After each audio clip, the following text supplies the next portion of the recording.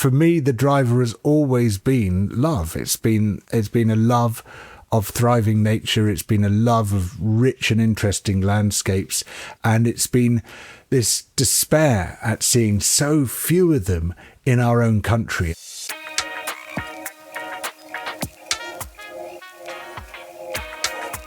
Welcome to another episode of Rewilding the World, and I'm very excited to be here with legendary writer and campaigner George Monbiot, whose book Feral was probably the most important and influential book that I've read on the subject of nature and conservation, because it told me something that I already instinctively knew, but there it was in print in front of me, which is many of the landscapes we care most about in this country are pretty dire in ecological terms, and yet we can make it so much better through rewilding. In fact, I think it was the first time I heard the word rewilding was in conversation with you. George, thank you for joining me today. Thanks, Ben. Total pleasure. So when, George, was the light bulb moment for you, namely that our most precious landscapes are not quite what they seem? Well, I was living in mid-Wales, and I was between two areas which were meant to be amazing. There was Snowdonia National Park on one side of me, and there was the Cambrian Mountains on the other side of me, and I was living in a small town, Machynlleth, which was literally bordered by these two huge areas of what are often described as wilderness or wild land. And that was very exciting to me. I thought, this is amazing. I can walk out of my front door, and within a few minutes, I'm either in the national park or I'm in the Cambrian Mountains. And then you can walk for all day long, literally, and not see another person. You very quickly clear any houses, get past any roads, and then you're just walking in what I imagined was going to be uninterrupted nature.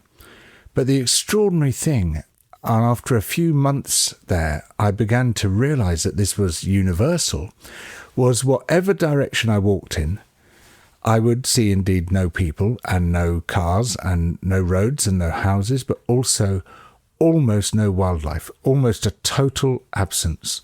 I could walk literally all day and see 2 crows if I was lucky, and maybe some Canada geese on a lake. I could get down on my hands and knees in the middle of June and look through the sward and find no insects whatsoever. There was just nothing. It was the bleakest, most barren, most nature-depleted landscape I have ever seen in my life. And I've worked in deserts. I've lived in cities. It was uncanny. It was just this silent, empty land. And there were almost no trees. The moment you got out of the town and got above about 200 metres, it was completely treeless. And, of course, the tree line in Britain is probably around 1,500 metres, in that part of Wales, 1,500 to 2,000 metres. So, in other words, higher than anywhere in Wales, higher than almost anywhere in Britain. And yet, anywhere you go, I noticed in Britain, above about 200 metres, there are scarcely any trees. So what was going on? And to begin with, I was really puzzled by this, because I couldn't see any obvious agent of destruction. There hadn't been a nuclear war fought there, though it looked as if there had been. There weren't teams of loggers cutting down the last trees. And then it suddenly hit me, the blinking obvious, so obvious that the moment you see it, you can't understand how you hadn't seen it before. The agent of destruction was all around me. It was white and it was woolly, and it was more populous by several times than the human population of Wales, and it's called the sheep. And the sheep is a perfectly designed instrument of fully automated environmental destruction, because you let them go on the hills and they seek out the tastiest and most nutritious things to eat. And number one on that list is tree seedlings. They absolutely love tree seedlings because they're very nutritious. They have a lot of nutrients packed into them. And so they'll seek them out. So even if you have very low numbers, 1 sheep per hectare, 1 sheep per 10 hectares, which in many parts of mid Wales is what you get, that is sufficient to ensure that no trees grow at all, because they scour the landscape looking for those tree seedlings. They also eat out almost all plant species, and only a very few can survive that onslaught. So you get these near monocultures in that part of the world, particularly of purple moorgrass, Melinia, which is this very coarse, dense, tussock-forming grass, almost impossible to walk through, which is pretty well the only thing which survives long-term grazing there. And so you end up with this place which is barely habited. I mean, two friends of mine once walked for 6 days across the Cambrian mountains and did not see another person, but also is almost entirely bereft of wildlife. And that's not a natural state. That's not the state it was in. That's a state entirely created through our deployment of sheep in that area. And then I realized, well, those sheep wouldn't be there if we as taxpayers weren't paying for them, because sheep farming in this country is loss-making. At the time, every sheep which a farmer was raising in the uplands of Wales cost them, it produced minus £13 of income. And the only way they were surviving was that they were being paid by the hectare to farm there. And without that funding, or if the funding were redeployed for some other purpose, there would be none of that environmental destruction. It was entirely caused by subsidy. And then, similarly, I was out at sea in my kayak, and there are some lovely things still in Cardigan Bay there. There's Britain's biggest resident pod of bottlenose dolphins, or population of bottlenose dolphins, about 150 of them, and I'd often be out with the dolphins. That was great. But missing was almost everything else. The huge shoals of fish, which our forefathers and foremothers would have seen there, were absent. The seabed was more or less scoured, and that was because of the scallop dredgers going over it, just ripping everything to shreds. And I realized that what I was seeing at sea was almost exactly the same thing that I was seeing on land, and also was to a large extent the result of subsidies, in this case for the fishing fleet, even for the scallop dredgers, which weren't even based in Wales, but they were still being subsidised by the Welsh government. And the situation that you describe in Wales on land and at sea seems to be the same as you'd find in other remote parts of Britain. For example, I was just in the Highlands of Scotland. I went up for a conservation event on the Morven Peninsula, which is actually in wonderful shape because the landowners there, two of them, with a lot of land, working with the local community, have set about reducing or more or less eliminating overgrazing. So you have this pocket of wildness. But driving up there through Loch Lomond and the Trossachs, you could just see for miles and miles and miles, not a single tree, no scrub, no deadwood, no habitat, no food for wildlife. And the same is true in the English national parks. Like you, when I arrived in the Lake District on my first ever visit there, maybe 10 years before I read Feral, I sort of knew in my belly something's not right. The only animals that we encountered were little lambs, which was wonderful and exciting because I had small children at the time, and we played with the little lambs and we saw the sheep, and there were no trees and no scrub and nothing of any note. So it seems to me that our remoter landscapes, and especially our national park landscapes in Britain, have been most perfectly stripped of nature, even more than you'd find, say, in the suburbs of London. Well, there are more trees per hectare in inner London than there are in our uplands. And as most of our national parks cover upland areas, these are some of the most treeless and nature depleted places of all. And in fact, most of our national parks should be reclassified as ecological disaster zones. And when Britain's nature areas were being classified for the International Union for the Conservation of Nature, the IUCN, they had to create a new category for British national parks, which is category 5, which is basically places with no wildlife value whatsoever, but still are categorized as a protected landscape. And it is, it's not unique in the world, but we are at the very far end of the spectrum for having places which are supposed to be conserved, but have no conservation value left. And it seems to me like a major part of the perpetuation of this problem is a lack of connection or a lack of understanding on the part of almost everyone as to what nature is meant to be or what nature is. Aldo Leopold famously wrote along the lines of, even the slightest ecological education leaves you walking alone amid a world of wounds. In other words, ecological wounds that no one else seems to see. Why is it that when we switch on our Instagram during the summer months and our friends are up hiking in the Cambrian Mountains or in the Highlands of Scotland or the Yorkshire Dales, they can see a long way, they've got poor mobile reception, they're beautiful contours of this degraded land, they think it's wild. So how do you shift the public mindset? Before we talk about more practical solutions, and so how do you shift the public mindset so that people start to understand what nature is? So I think there are two relevant forces which help us to understand why we're not seeing what should be bleeding obvious whenever we walk in such places. The first was coined by the fisheries biologist Daniel Pauly, and it's called shifting baseline syndrome. You've probably raised it on the podcast before because it's such an important concept, especially in rewilding. And this is, as you know, the idea that we conceive as natural and normal what we were brought up with in our own childhoods. And then we might see, we've lost a lot of nature since I was a boy, and that's tragic. But we don't realize that when I was a boy or other people were a girl, we were brought up in places which had already lost a great deal of nature and were already highly degraded and highly eroded in terms of their wildlife value. And so we don't recognize that actually the losses go back hundreds or in some cases even thousands of years, and that we're just continually eroding our wildlife from what's already a very low baseline.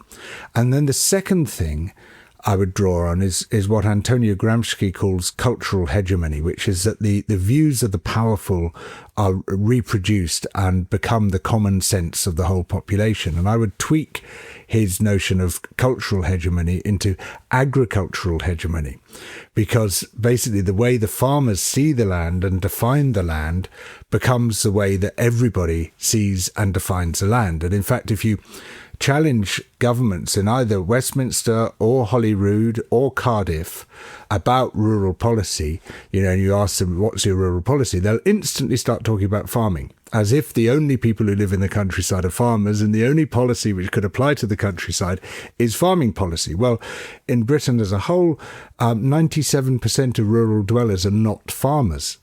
Only 3% are farmers. And so when you have that as your policy, 97% of people are effectively disenfranchised.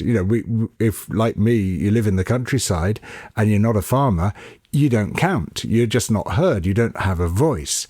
And what the farmers say is, this is a perfect landscape. We're the custodians of this. We're the stewards of the land. We've looked after it. Look, isn't it amazing? And they'll often tell you, we made this. We made this land. And say, oh, you built the mountains, did you? That was clever. You set the rivers going, did you? Because frankly, that's all that's left. And you're claiming to have made this, and you say it's a good thing, what we're seeing, but we absorb that. And this process of cultural hegemony is a very powerful one. And we were once an agricultural society. In some ways, we still see ourselves in that light. And we haven't quite outgrown this idea that there was only one way of seeing the landscape, and grown into the idea that there are different ways of seeing it, and there are different values in the landscape, and we can expand our imaginations to create a vision of something that could be better for everyone. You've talked about a moral force field that seems to surround both farming and fishing. I'd like to add a third F there, which is forestry. Now, when I was in Scotland for a few days earlier this month, it struck me very profoundly that the three industries that have stripped the land most perfectly of nature have been farming with all those sheep, forestry with those enormous, great big Sitka monocultures, which of course are dead zones, which scar the landscape as far as the eye can see in much of the British uplands. And of course fishing, where the fishing industry completely holds sway, even to the extent which policies which are in the medium and long term totally in opposition to the interests of the fishing industry get perpetuated. Trashing habitats under the water is a perfect way to ensure that the next generation of fishermen have even fewer fish.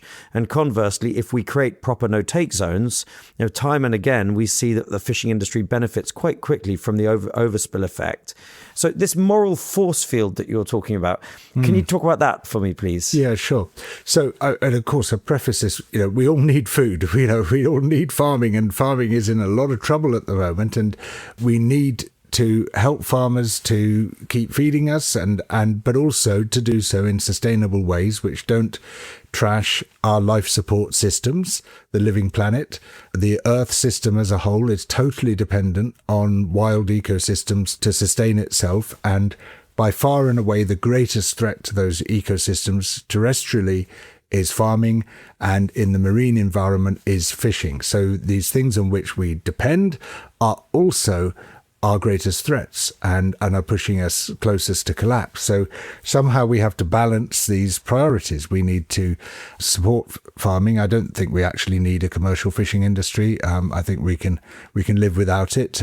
But if we're going to have one, it should be one which does as little damage as possible and is able to sustain itself rather than causing one ecological disaster after another.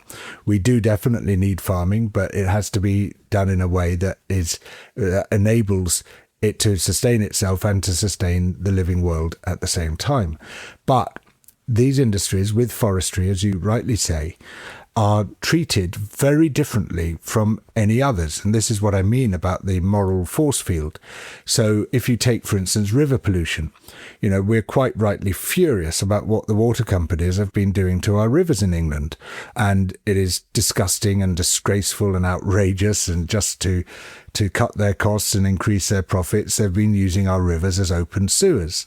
But what gets lost in this is that just as damaging to our rivers is agricultural pollution. In fact, it's on a lot of accounts, it's rated as more damaging even than what the water companies are doing, because you get this constant flood of animal shit and pesticides and fertilizers and the rest of it going into the rivers. And by far and away, the biggest threat is a vast flood of animal dung from chicken farms, from dairies in particular, pig farms also going into the rivers. And even if you cleared up all the sewage, you would still have rivers which were basically ecologically dead or dysfunctional. And yet, what we hear all the time is what the water companies are doing, and we hear almost nothing about what farming is doing to the rivers, because farming is something that must be left alone. We can't interfere. We must leave it to the farmers to decide how they're going to farm, and we don't apply the same standards to it that we do to other industries. And that's an image thing. And when you buy a box of eggs in the supermarket, for example, you've got a picture of the farmer and his wife scattering corn for the chickens in a beautiful Georgian farmyard. And when you buy a packet of fish fingers, you've got Captain Birdseye in his yellow oilskins with that lustrous white beard waving to his wife on the shore. And of course, the happy lumberjack in Canadian folklore and so on. And I wonder if the cultural imagery around these three industries is the reason for the moral force field. It's because we somehow identify our own sense of nationality and place and all that with these three industries more than any other. Totally. And this starts right at the edge of consciousness. When you're a very, very young child, pre-literate child, literally about 50% of the books which are designed for you are about livestock farms. And they don't say they're livestock farms, they just call them Down on the Farm, or Farmer Rosie or Posy or whoever it is, with her one cow, one pig, one sheep, one dog, one cat, one chicken, one horse, all living together as a happy family. And it's pitched as a place of harmony and comfort. And I kind of believed this myself until I started work when I was a teenager on an intensive pig farm. And boy, well, that was a shock to the system, because seeing the reality of what a livestock farm was and the way it had been presented to all of us. And of course, for most people, that's about as close to an experience of farming as they get, is reading those books when they're tiny children, and that soaks in deep. And then if you say, I'm going to take my kids to see a farm, what you take them to is a play farm, where they can cuddle the lambs and the chicks and feed the lambs in bottles and stuff. And it's very similar to those storybooks, but it's absolutely got nothing to do at all with how the great majority of our livestock products are produced. And so we're brought up in this massive lie, and it's very hard to see through it. Similarly, like you say, the Captain Birdseye image, if you have a book which talks about, the fisherman on the sea, it's in this little red boat, and you got this guy with a big white glossy beard, and we buy into that as well, rather than recognizing these huge industrial ships now, which are used, these massive pelagic trawlers, these pair trawlers and others, which just rip the whole ecosystem apart. And we don't want to believe it. We don't want to see it. And there are all sorts of ways of not seeing it, which begin right at the start of our lives. I remember my Uncle Teddy, God bless him, funded, along with some others, an animation called The Matrix. The Matrix being a play on the film The Matrix, and the visitor to the happy farm is offered the red pill and the blue pill or whatever, and take the right pill, and you suddenly see the full horrors of industrial pig farming. But the percolation of that imagery into our politics is extreme. I've seen it. I was on the board of DEFRA for 5 years. And I think politicians are more afraid of being labelled anti-farmer or anti-fisher than they are of being labelled a racist, for example. It's terrifying for them that they should be labelled as such because of the perceived repercussions to their reputation and their electability. So therein lies the power of an industry. The fishing industry has revenues which are smaller than Harrods, and yet the power right. over government is beyond belief. Yeah. So, George, what about the cultural value of farming? I certainly found the most fascinating element of my trip to the Lake District that time, and I've been back since. The pretty pub, the farming community, the farmers I met were rather wonderful. They very much appeared to me the soul and the backbone of the community up there, and most likely the economy as well. Isn't the beauty of rewilding in this country that to some extent it offers us a way to have both?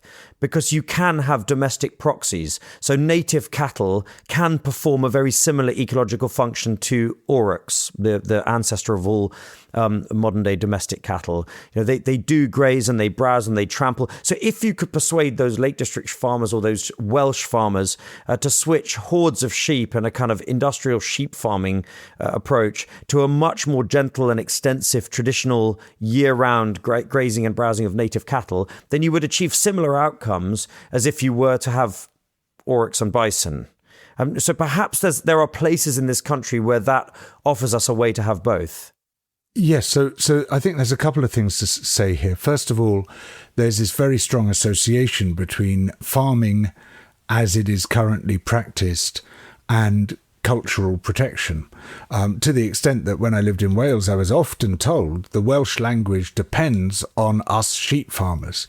Well, that is patently untrue, because there are far more urban speakers of Welsh and non-farmer speakers of Welsh than there are farmers speaking Welsh. However, much of the Welsh heartland is in farming areas, and it is, I feel the Welsh language is a very important thing and absolutely needs to be preserved, and not just preserved, but also built upon and expanded and become unthreatened by English. It's really important, these things.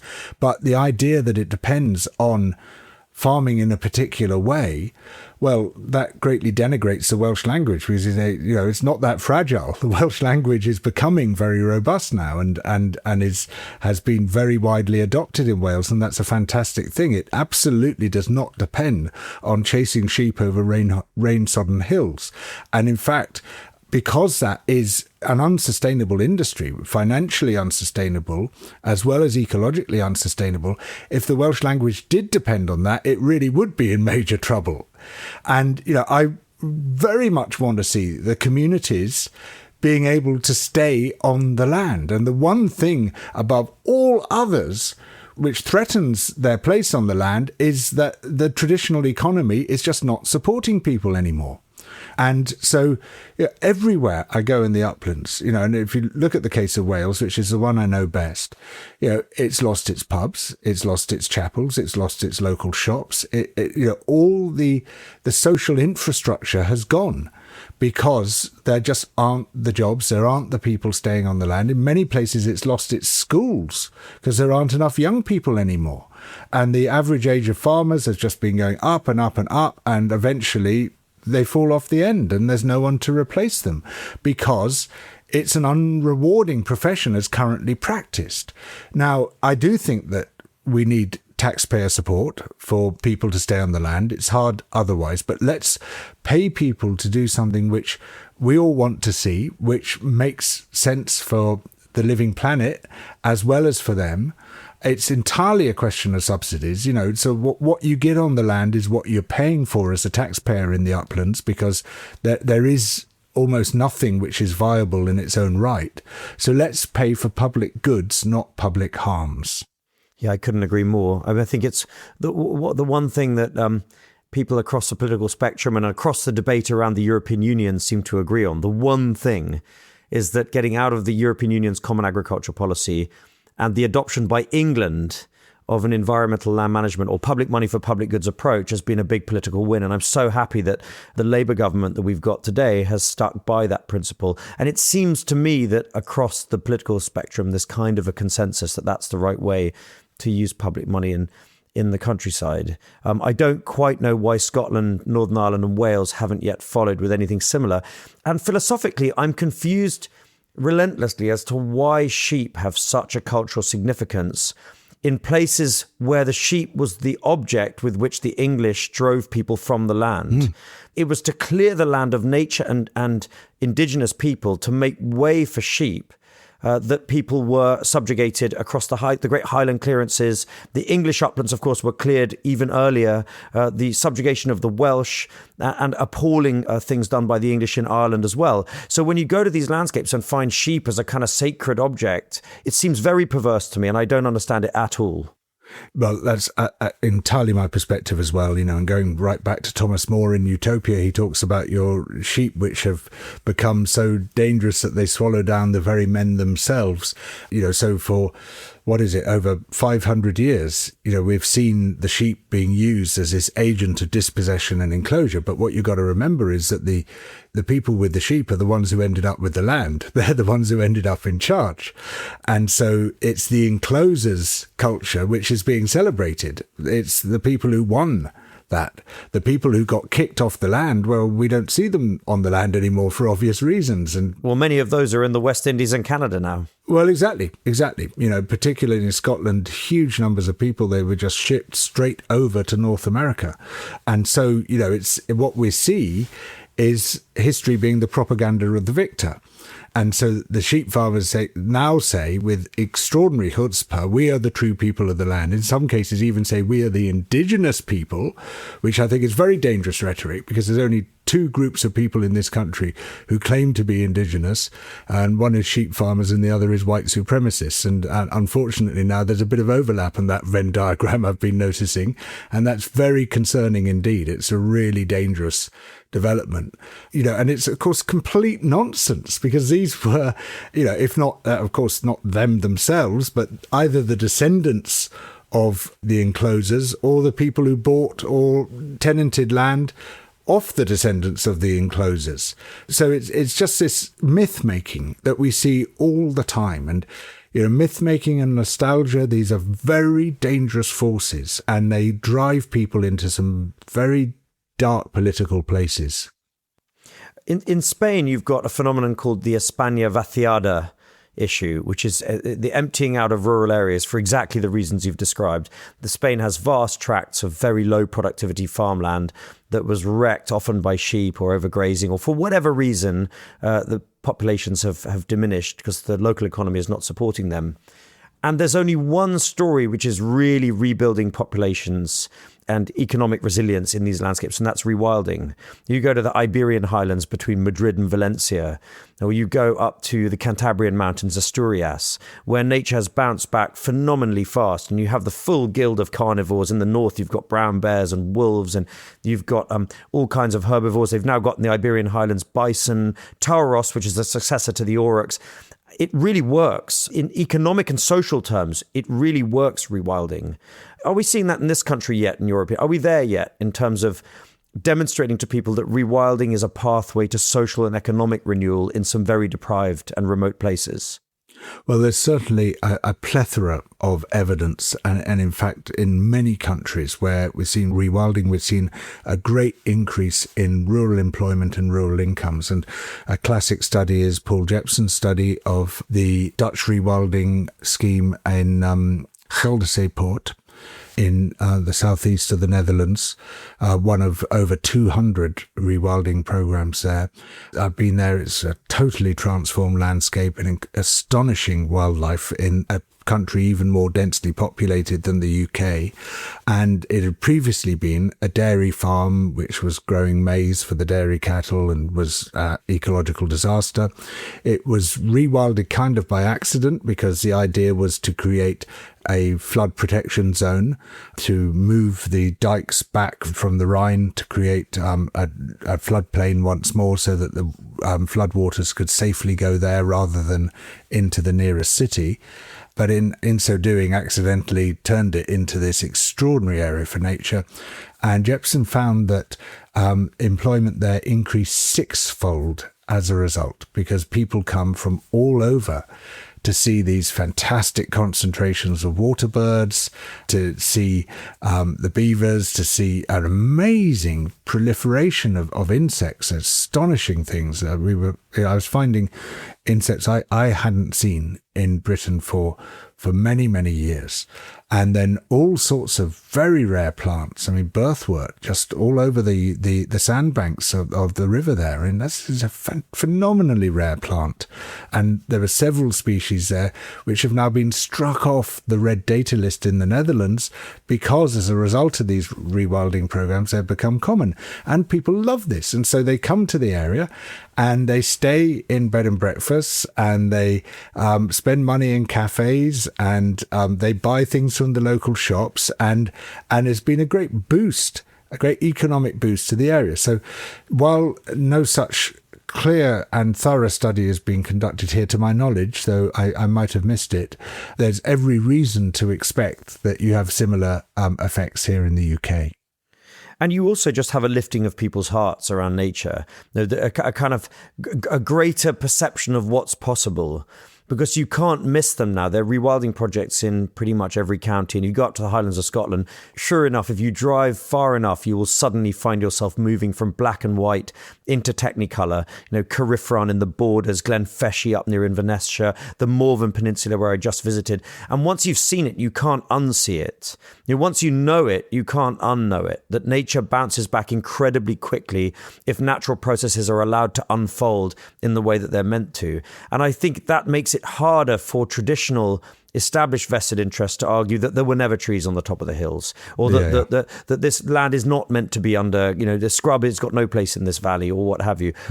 Because once you've seen that abundance, you yearn for it everywhere. And I think that that's what we feel in the national mood right now. But that More in Common just published some polling data that they produced for the National Trust, showing that regardless of political affiliation or age or rural versus urban or rich versus poor, people are more than ever before placing nature among their top priorities and yearning for greater connection with nature. There's a new group in the US called Nature is Nonpartisan. And I really dream of living in a country where nature transcends politics. And we may argue over the how, but not over the whether we should be doing it. Yeah, I totally agree. And look, we've been talking a lot about employment and economic benefits and stuff. And, and it's sort of slightly disingenuous because, you and I both know we're in this because we love it and because of the amazing uplifting sense that we get when we're in a thriving ecosystem as opposed to a massively depleted one.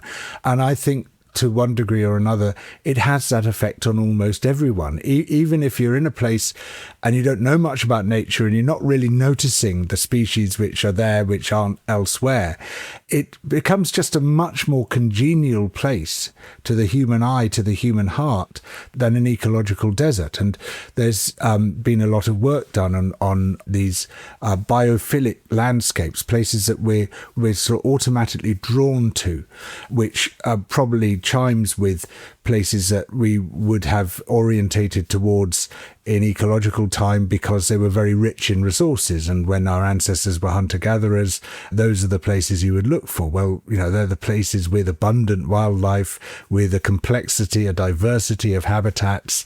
And there's something about them which just makes us thrilled and excited and uplifted to be there. And so, while there are lots of wonderful side benefits, such as the incomes and employment, which are, of course, absolutely crucially important and critical to the survival of rural communities.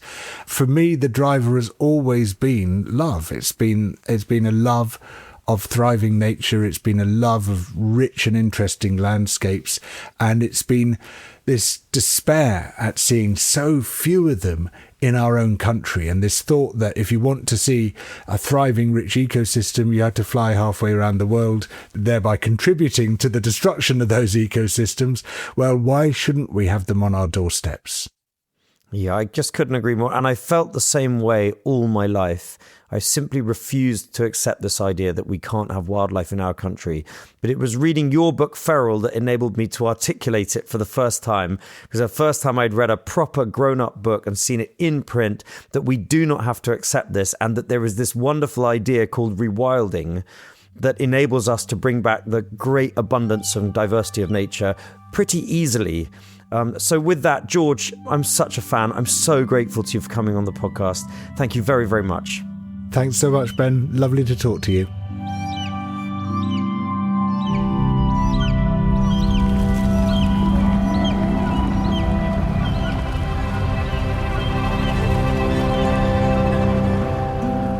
I think George is one of the most radical and clear-minded thinkers when it comes to how we go about tackling vested interest and changing things and restoring vibrant nature to our landscapes. His contribution really has been immeasurable.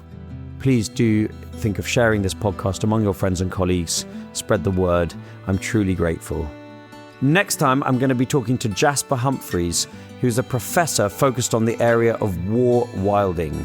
This big new idea originating out of Ukraine and Eastern Europe in particular, that rewilding can offer a country a whole new level of strategic defense, wetlands deterring Russian invasions, for example.